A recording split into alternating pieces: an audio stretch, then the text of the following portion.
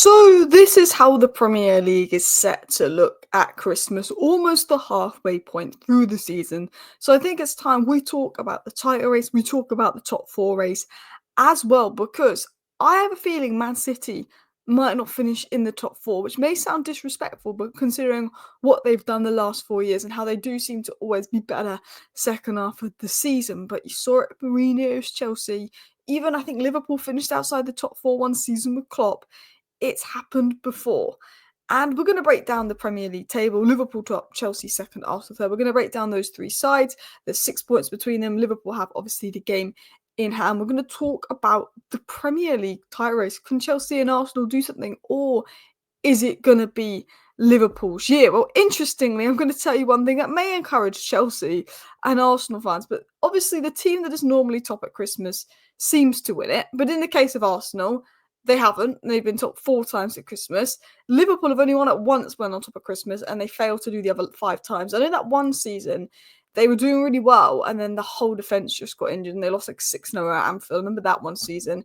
Manchester United 5 out of 7, City 3 out of 3, Chelsea 5 out of 5. In general, the team that's top at Christmas seems to win it, but not all the time, particularly if you're Liverpool or Arsenal. So that could send Chelsea some encouragement, that could send Arsenal some encouragement. Although with Arsenal's injury to Saka, I think they might be a bit nervy. What I will say is the January transfer window is coming up, and if one of those clubs does invest a little bit, it's going to massively give them an advantage. And I will say this, Liverpool, and I don't like to say this, have been the best team in the league.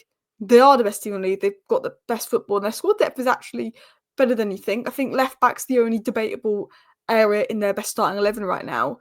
But I think whatever happens with injuries could be massive. Arsenal had Odegaard out, now they've got Saka out. If something happens to Mohamed Salah, that could be a blow for Liverpool. Even Gravenberch as well, just because as good as Endo's been when he stepped in, he just doesn't have those in-possession abilities, which maybe Slot hasn't put his trust in him. But if you look at all of this, Liverpool have got the game in hand, so they could be on 17 points. Chelsea and Arsenal have gained some points on Liverpool since the start of November, but Liverpool have that game in hand. Manchester City with just 4 points, and I say this now, wouldn't be surprised if Manchester City have one of those seasons where they don't finish in the top 4, because the Premier League is so good. The Premier League is so competitive. Arsenal, Liverpool, Chelsea, even with Arsenal losing Saka, that is the top 3 for me nailed on. 4th place, Bournemouth look unbelievably good. Forest look good. You've got Manchester City. I think Spurs, if they had luck with injuries, would be a much better team than they're looking right now. Newcastle could push the door. Villa could push the door. Man United got no chance, I'm going to be honest. But I think City are out of the title race. I'm sorry, I know that Manchester City come back second half of the season, they go on the run, but for me, Manchester City are out the title race because they look bad. You know, it's not like they've dropped points and they're a bit meh. No, City look bad. The physicality in their midfield, their legs is gone. They're so susceptible on transitions. They've lost the fear factor. Teams are going to the Etihad and attacking City. Villa went and attacked City, almost scored 2 goals in the first minute of that match. Man United went and attacked City, and we're rubbish, and we beat City. For me, look, Pep's got to change it at Manchester City, playing a high line, playing this football, not adjusting. Bernardo Silva, Gundogan, the legs, Carl Walker, maybe to put some faith in McAtee. For me, City are not in a title race. They can be in a top 4 race. The title race is between the 3 at the top. Arsenal, Liverpool, Chelsea. And I think if I was going to have to guess, Liverpool, they've looked the best. I think they've probably got the best players available right now. They're doing fantastic stuff under Slot. But also, another thing that Slot has, I think, is his adaptability. I think, you know, every game he has a different tactic, a different formation, a different game plan. And you look at things like here, expected points puts Liverpool top of the league, 36 points. Arsenal only just behind them with 33. Bournemouth in 3rd on expected points, just to show how good Bournemouth have been. And then you've got Chelsea in 4th on expected points, Villa 5th, Fulham 6th. Man United are in 6th on expected points. Do you know how frustrating it is to be a Man United fan? Because we are missing so many big chances in front of goal, and we're conceding the silliest goals. That is, as poor as we've been, Man United should have 6 or 9 more points. We should have beat Forest. I'm not talking about Man United in today's video, but I tell you what, that gives you an indication. Liverpool are top for expected points. Liverpool are also top for goals against. So Liverpool have the best defensive record, followed by Arsenal, followed by Fulham, followed by Forest. That's where Chelsea are let down a bit defensively. They've got an XG of 27 goals against them compared to Liverpool's 17 and Arsenal's 18. That's again another particular strength of Liverpool. And then expected goals for, Liverpool also ranked first. I believe Liverpool now have the most goals in the league? Because it was Chelsea, but they just put 6, didn't they? So Liverpool have the highest XG in the league, followed by Chelsea, followed by Arsenal. So Chelsea have this fantastic attack. Arsenal have a decent attack, but maybe they'd like it to be a bit better. People say there's a reliance on set piece, but they did score 5 goals versus Palace, and they have scored 7 non-set piece goals in the last 2 games. But Arsenal have a strong defence, but Liverpool have the strongest attack. Liverpool have the strongest defence, and Liverpool have the strongest expected points in the league comfortably, which says to me I am worried that Liverpool are going to win the league. But let's talk about Arsenal. Then we're going to talk about Chelsea. Then we're going to talk about Liverpool. Then we'll talk about the title race as a whole. But I wanted to make this kind of a raw video because, the top of the league Christmas thing, breaking down the title race, where they're at. And if we even go back to the league here, Bournemouth 5th, I did a video and I said I think Bournemouth could finish top half of the table. And people were like, are you sure? And I said, Bournemouth have a side. Bournemouth have a team. They've got a side. I said, Huijsen, that could be a really good signing. Kirker, Semenyo. I did that. I said that. Before the season kicked off, I said Bournemouth were going to have a good season. Didn't think they'd be 5th. Didn't think Forest would be 4th, but I thought they'd be up there.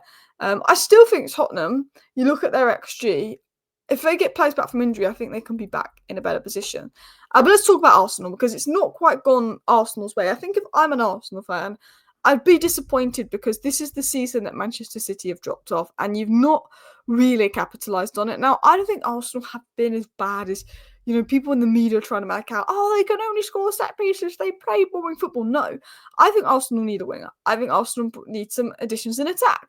I think they need a bit of improvement in the transition. We saw that in the last game versus Palace, but they've not been like this awful team. I feel like people are trying to make them out to be. I just think, considering where City have fallen off and how good Liverpool have been, and Liverpool's Slot's first year of rebuild, you can understand the disappointment from Arsenal to be like, Liverpool are there and Slot's been there a year. You can understand that. But I think with Arsenal, Mourinho and Calafiori haven't fully settled in yet due to injuries and this and that. And I think the right-hand side is the strength, the left-hand side has always sort of been a weakness, and that will help them build up. And I do think if they had I think Partey's had a better season, had a very good season this year. But if we're thinking on paper what Arsenal's best 11 is, it's Raya, it's probably Timber right back, Calafiori probably left back, but Lewis Skelly looks phenomenal. Gabriel Saliba back 4. That's probably what Arteta's planning at the beginning of the season. Declan Rice in the 6th, Mourinho and Odegaard is the 8th, Havertz in the middle, Saka on the right, Martinelli on the left. That is probably what Arteta was planning. You can argue Thomas Partey deserves a say in that. Lewis Skelly's look very good. And I think maybe had all of those players stayed fit and they had a run of games to go from the start of the season, it could have flowed a bit better for Arsenal, because you can see the left-hand side has looked better with Mourinho and Calafiori on it, but they've not fully settled in due to injuries. Saka being out for 8 weeks is going to be a massive blow. I said this now. Odegaard is like the guy on the pitch that gives the instructions and gets Arsenal ticking, but Saka is Arsenal's best player, in my opinion. And also, I think when Martinelli's been hit and miss, Jesus coming into form but been hit and miss. Havertz has been good, but I don't think he's quite been at his best recently, if I'm going to be honest as well. And Trossard's very good off the bench, but not always when he starts. Saka's that consistent, and I think that will be a big loss. I thought Martinelli looked all right on the right versus Palace, and I do think Arsenal attack and have better dynamics on the right-hand side, so it could favour someone like Martinelli more. But I think that's going to be a big loss for Arsenal. I think if they go and get a winger in the January window, it could make a bit of a difference as well. And I think they're still within reach of Liverpool. I think Liverpool will drop points. There's obviously going to play Arsenal again as well, so they can close that gap to 3 points. And, Newcastle are a team that could give Liverpool a difficult game. Bournemouth, Fulham's, Everton have been taking points off Chelsea and Arsenal now. You never know. But I look at it and I think, Arsenal need long-term a striker, a left centre mid and a winger. They need that. I think the back's fine. They've had a few bits of rotation there, but I think their back as a collective is fine. I thought they took more risk versus Palace, which is why they were more susceptible at the back. I think they've got to take more risk in attack. It's just about improving the attack, and they can score goals, and they can score open play goals, and they can score set pieces. But I think it's about having that player that's a transition threat and just brings that consistency is probably what Arsenal have been missing. But look, Timber's been excellent. I think Declan Rice was really good last game. Odegaard's been hot and cold at times this season, but you can see how important he is. Saka's probably been their best and most consistent player. Timber, Saliba, Gabriel, solid. They've got a good side, Arsenal, and I wouldn't rule them out the title race, but I do think they're going to have to do what they did last year, after the Dubai trip and go on a run to really catch, if I was going to be honest with you guys. Let's now talk about Chelsea. Now, I think the thing with Chelsea is Chelsea probably are happy with where they're at. I think Arsenal will be disappointed because they've been second 2 seasons in a row. They took the title race to the final day and they've not won it. And then City have finally dropped off. And then this new manager's come into Liverpool and Liverpool are top. Chelsea came into this season with no title expectations at the start of the season, probably hoping to get top 4, but would probably have taken top 6 if they can see real progress and style of play, but with the idea of really pushing the top 4 and being able to get in there. And I think Chelsea are going to comfortably finish in the top 4. I think Chelsea will finish in the top 3. I think Chelsea on the eye have been the second best team after Liverpool this season. But the thing about Chelsea is a young experience that lacks experience, that maybe lacks that defensive stability to win a title. But they've really shown crazy progress under Maresca. They've got such a young team that's going to get better and better and better. And I think if Chelsea finish second or third this season, next season is when you would talk about Chelsea being on a title race because how their squad's just going to develop from that one good season. They're probably bringing a goalkeeper, a centre-back, which would be key. I think one thing Maresca's got spot on is the handling of the injuries, the improvement of players, Cucurella, Enzo Fernandez. Moises Caicedo have been excellent in the last year. It's not the Cole Palmer show. Chelsea now aren't a team where it was Cole Palmer bailing them out. Chelsea are a team. It's not a team of individuals. I thought under Poch, they got things going, and since Christmas under Poch and looked quite good. But it was almost the Cole Palmer show. Whereas you don't want the Cole Palmer show. It is good. I think it's a good thing for Chelsea that you're not Cole Palmer every game because you're a team. It's not an individual brilliance that's saving you as a team. And when you've got 11 players that are playing as a team and you're not relying on 1 or 2 individuals, that brings sustainability. And that is what Maresca has brought to Chelsea. The team is young. The team it's not thinking about a title race. They're taking it game by game. Should we get to March and they're 3 points behind Liverpool, Chelsea are absolutely in a title race. But I think Chelsea's mentality is let's go game by game, see if we can win, see if we can put the pressure on. Top 4 is the goal, but if we're in a tight race, we're in a tight race. If we're not, we're not. Get top 4, focus on ourselves, show the improvement, show the progression, and that's what they're showing this season. I think if they'll of course be having tight race in the back of their mind, but it's not like Arsenal where they went into it thinking we're going to win the league. They had to have some perception there, but I think they've been good. Look, goalkeeper, centre back remain key areas that they need to improve. Going forward, second best record in the league. Defensively, they're 10th, they're 8th, 9th, 10th. I can't remember what it said on the graph I showed you defensively. I mean, we can go back. XG against, you are 1, 2, 3, 4, 5, 6, 7, 8, 9th for XG against. That's where you're going to need to improve. But they could be Liverpool's biggest competition. But the biggest question is, will they run out of steam? Will they run out of steam? Because everyone spoke about Man City, Arsenal being in a title race last season, but Liverpool were up there. It was a Liverpool, Man City, Arsenal title race till about March. Liverpool ran out of steam. Liverpool didn't even finish in the top 4 the season before that. Could Chelsea take it to March, run out of steam? We've seen that happen. Even Man United in Ten Hag's first season were really unbelievable. And then to about March, they just dropped off and it looked like Man United were nailed on top 4 and they dropped off. It can happen. They can run out of steam. Liverpool could even run out of steam. You never know. City, I don't think they're going to catch up that much. But it'd be interesting to see what happens. But I do think that if you look at Chelsea, one thing they have over Arsenal is a bit better depth. Arsenal, Trossard, Sterling, Martinelli, Saka. Saka's like boom. The other ones are a bit hit and miss. Whereas they've got Sancho and Neto, but they've got Madueke, they've got João Felix, they've got Nkunku all to come on. Even like Tyreek George and some real good youngsters there, and they've got Lavia if something happens to Caicedo or Enzo Fernandez. They've got a lot of options there as well. Even Tosin, I thought, was probably their best player versus Everton. He was fantastic. Fofana, Disasi, there is question marks around the defence, but I think for the most part, Cole's been quite good. I think they will need a big centre-back like a Lukabar, potentially another fullback just for depth. Cucurella's been excellent. He was a big miss. Gusto had to go over, because of Reece James's injuries and the Cucurella suspension. But I think, Chelsea in a good place. The only criticism is Jackson wasn't very clinical. I've been praising Jackson for how good he's been and how much more clinical he's been. But I have to say he wasn't particularly clinical versus Everton. I think he could have finished the shot. I think Chelsea could have got the 3 points. So maybe you'll look at striker, but I do think that Jackson is a good player. And then going into Liverpool. Now, I think Liverpool have the biggest mix of players with good physical and technical attributes. I think Liverpool have done so well in their recruitment. Gravenberch, McAllister, Szoboszlai. Szoboszlai pressing monster, out of possession monster.